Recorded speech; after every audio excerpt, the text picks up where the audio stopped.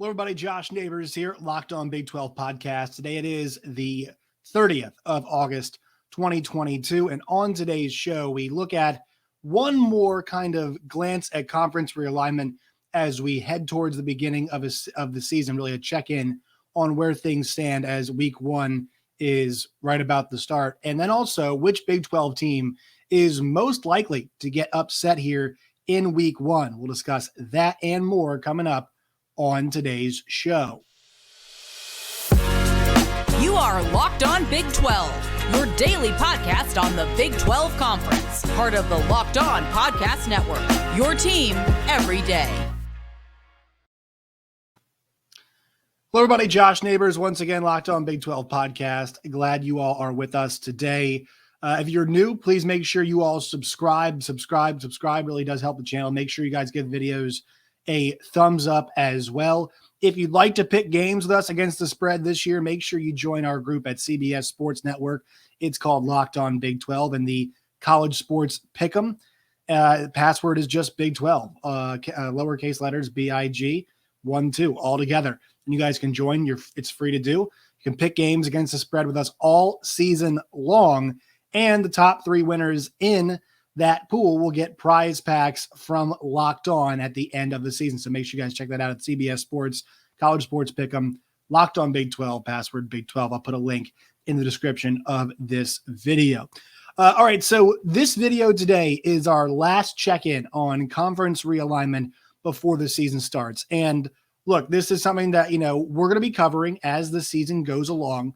You all have a lot of interest in it. The numbers tell me that. The engagement tells me that. And this channel has really grown as conference realignment has happened. So it is a big part of what we do here at Locked On Big 12. It's obviously a factor with the Big 12 conference.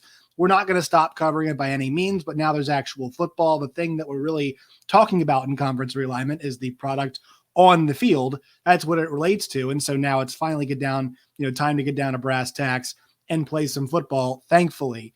But I think, we should do one more checkup here on conference realignment as we head into the season, see where things sit, kind of project about where we believe could see, things going here. Because I know a lot of you out there have varying opinions that might, align somewhat with mine or might be completely different than mine. But I think it's a valuable conversation. And once again, I appreciate all of your engagement. Continue to do so, whether it's football related or off-field stuff or whatever it is. We love your engagement here at Locked On Big 12. So where are we right now? This tweet today from John Wilner kind of, got me thinking in the preparation for the show. I was preparing before, but he does kind of a Pac-12 survival, and he calls it a 5-point favorite. He says the reason chances of more big expansion, and big is Big 10, this cycle have diminished. We do not believe Ohio State supports additional moves, and that's a big vote against. He puts the B1G there, he capitalized just big BIG. So I think that's a really interesting place to start this conversation, is about who supports what.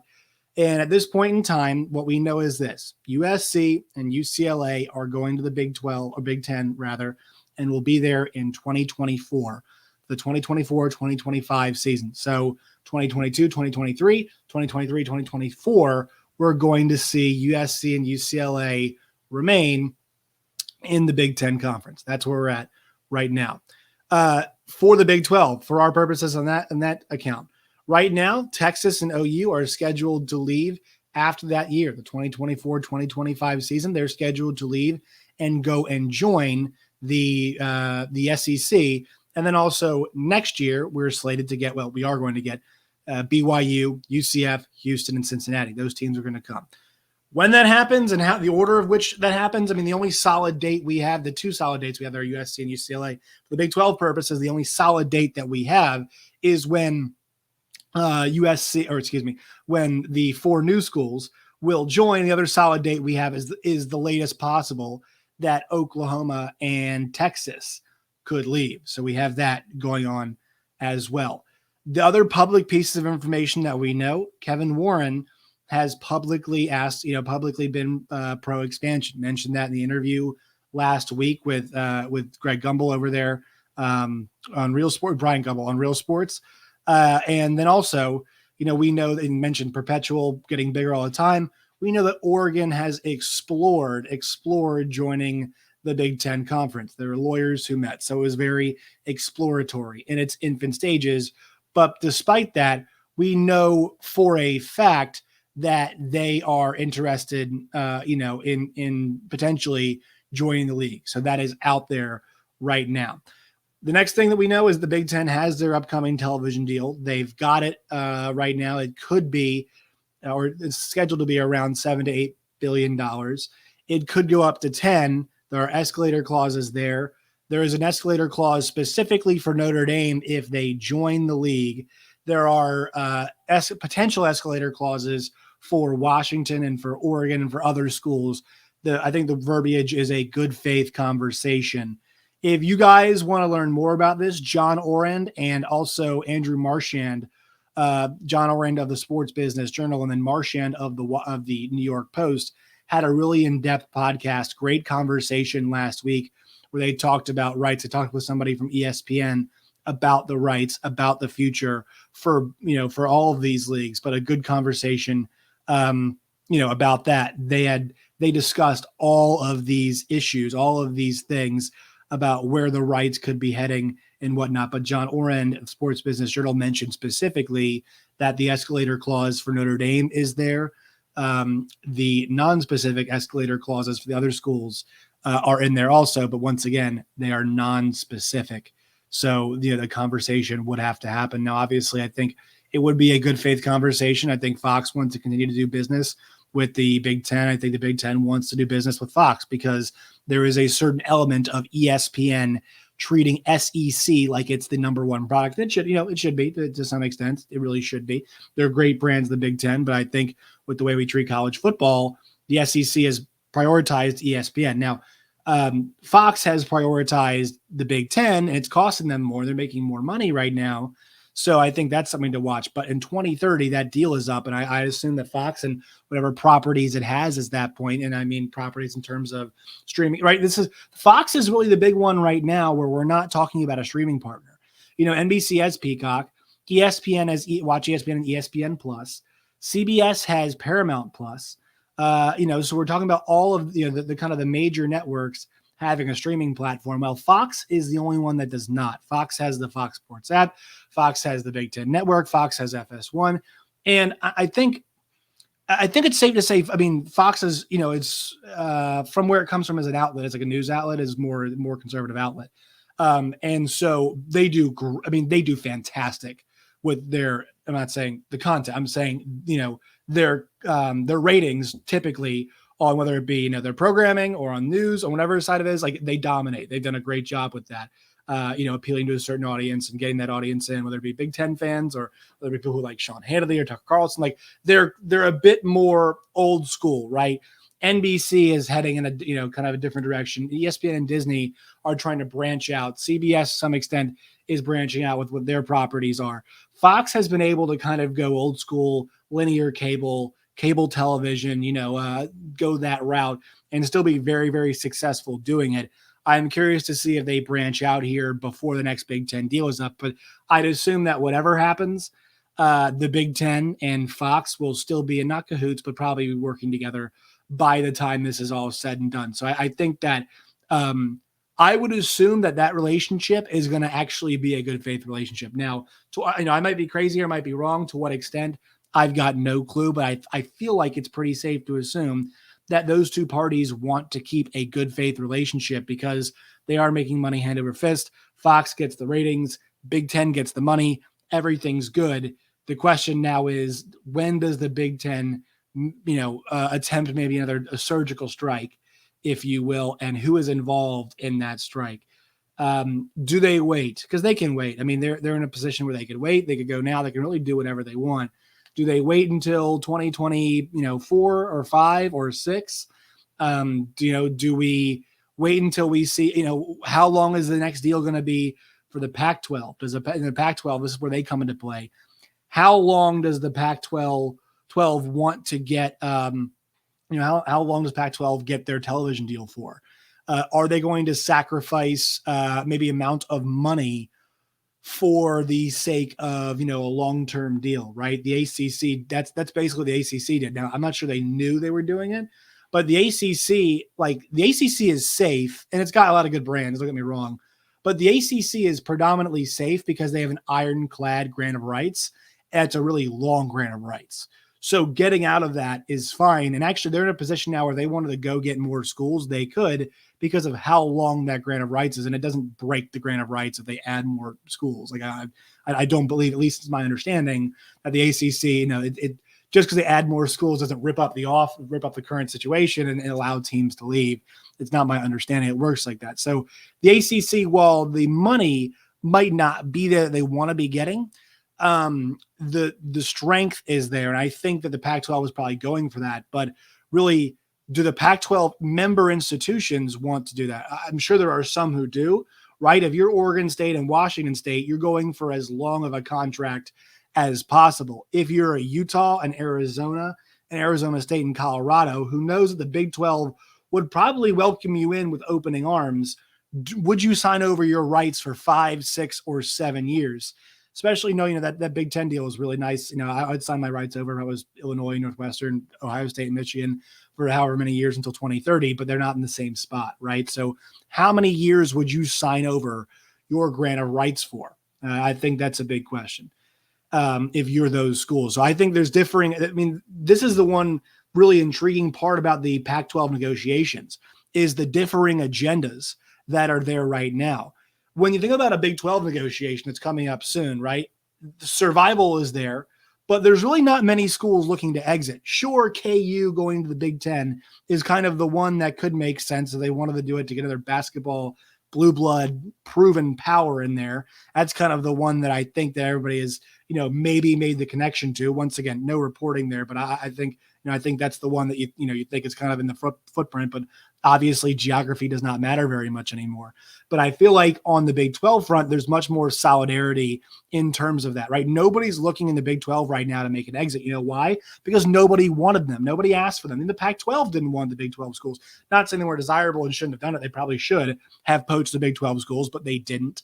And now the Big 12 is looking at a 12-team league that they're pretty happy about. I think all the parties involved are excited about. Now, if an SEC came for a Houston, sure, your agenda might change. If the SEC came for a UCF, I think Dan Patrick had mentioned that at some point in time, sure, your agenda might change. But I think generally speaking, these schools are kind of in lockstep. Get us a nice deal at a good distance. It kind of makes all of us money. And we'd like to add more teams, maybe in the meantime, just to kind of keep this thing rolling, keep this as a block of meaningful schools, right? That people aren't going to try and poach. I mean, maybe they do at some point in time, but I think that the Big 12 as a block of important, good quality schools. Look, I think it is. I think in football, there's there's basketball, there's definitely no doubt. But in football, it's going to be a really good conference. It's going to be really competitive, and sure, they might not have an Alabama. They might not have an LSU. Well, LSU's up and down, so might have an Alabama and Ohio State or Clemson, right? The dominant team is kind of where I'm going with that analogy. They're not going to have that. Maybe they will. Who knows? But as a school, as a group of schools that are normally very competitive, right? Baylor's had a lot of success.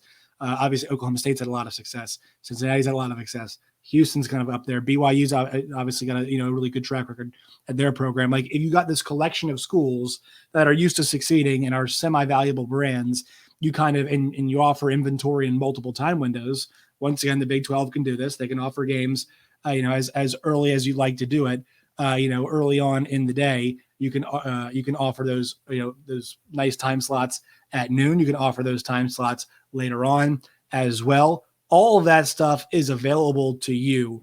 So, as a conference, when you offer up this to a television partner. So I think there's a bit more, the whole point of me saying this is there's a bit more solidarity on the Big 12 front than there is on the, in a TV negotiation than there is in the Pac-12 front, right? If they get the right number, they're probably all together on that. But if it's, if it's kind of a so-so, and maybe we can get more in the Big 12, certain teams, I mean, you wonder about the solidarity. You wonder about the length of the deal. These are all details that reportedly by John Canzano. We might see some of these details come out here pretty soon. He thinks after Labor Day, we're going to see it. Now, whether that's, reported figures or an actual deal itself, I'm curious to see. This all goes to say that that's the next step in this, we feel like, right? The next step in conference realignment is going to be the Pac-12 television deal that we see reports for, news for. If they're adding teams, whatever it is. That's going to be the next word that we hear, in my opinion, about conference realignment. So it's kind of the big question around all of this I'm mentioning right now is, will conference realignment continue into the regular season? Yes, it's not going to just go to the side. But if you're thinking about, okay, in what form will it take that deal with the Pac-12 that ESPN is going to sign, or the deals elsewhere, that's the next move that's going to inform conference realignment here in college football. That's 100%, my opinion, what we see as the next move that informs, once again, everything happening right now as it comes to realignment. So once again, just kind of go back through it, the recap of what we saw there. USC and UCLA going to move in 24 to the Big Ten. Oregon's got interest in the Big Ten. The Big Ten says they're going to keep expanding. The 3 Big 12 schools are coming in 2023. OU and Texas will be out by at the latest 2025. And then now we're waiting on the Pac-12 TV deal to see what is next. All right, quick word from our sponsors, then I'll get you all a little taste of what I think could be, who should be on upset alert as we turn our attention towards the action this weekend. Today's show is brought to you by BetOnline and BetOnline.net. If you guys want to get in on the action this weekend, BetOnline is the best place to do it. They've got odds for essentially every single game that we are going to see this weekend, whether it's FBS versus FCS, FBS versus FBS. They've got all kinds of lines, scores, odds. They've got the over win total. So if you guys want to go USC win total against Oklahoma's win total, you guys can pick one of those and bet on that at BetOnline. I've got all kinds of good stuff there. So BetOnline and BetOnline.net, it is where the game starts. All right, so this weekend, the thing that's really interesting about Big 12 is, in the week 2, guys, the week 2 for our league, I know week 1 kind of sucks.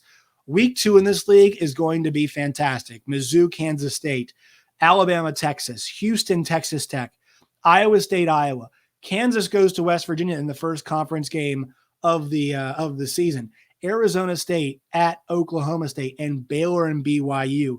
We've got 1, 2, 3, 4, 5, 6, 7 games next week that I would argue are all very interesting.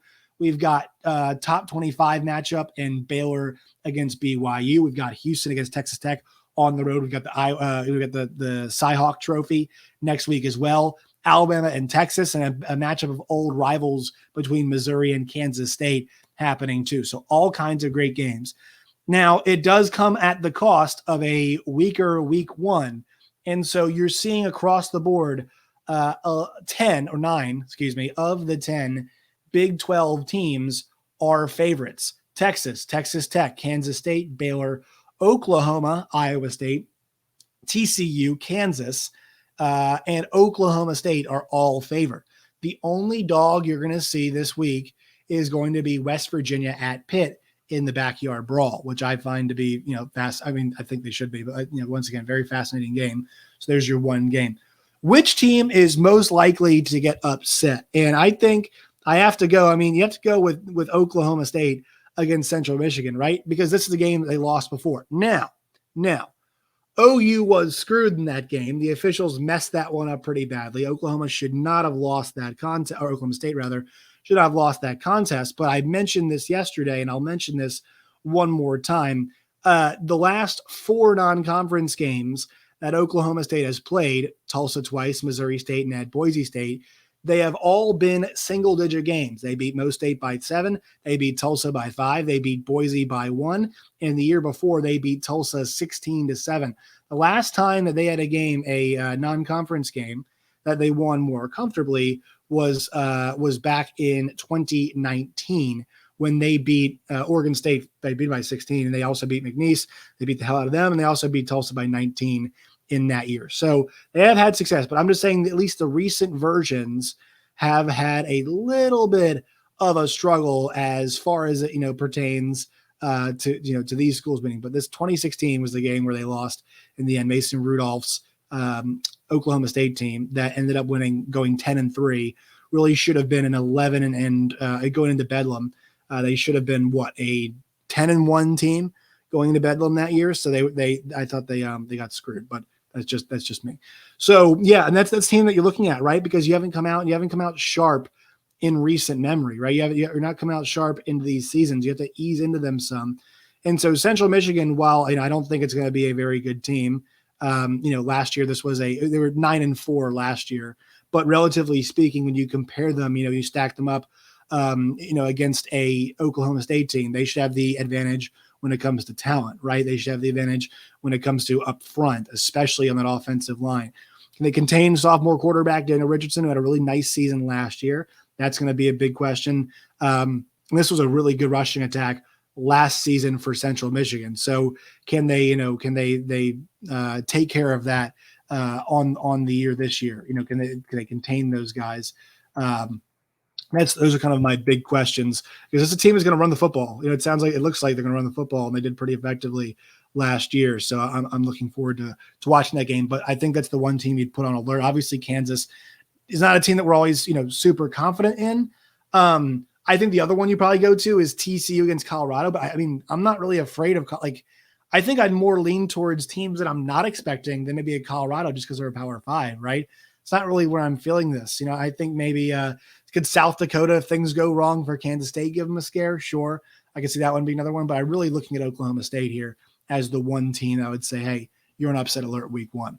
All right, that will do it for today's show. Make sure you go to CBS Sports, sign up for our college sports pick 'em this year. You guys get to pick games against the spread in the Big 12, also the incoming Big 12 teams. You can do it alongside myself and all the other listeners. It's called Locked On Big 12. That's the group name. Big 12 is the password, BIG12, no caps, no spaces. To sign up, top 3 winners get prize packs from Locked On at the end of the year.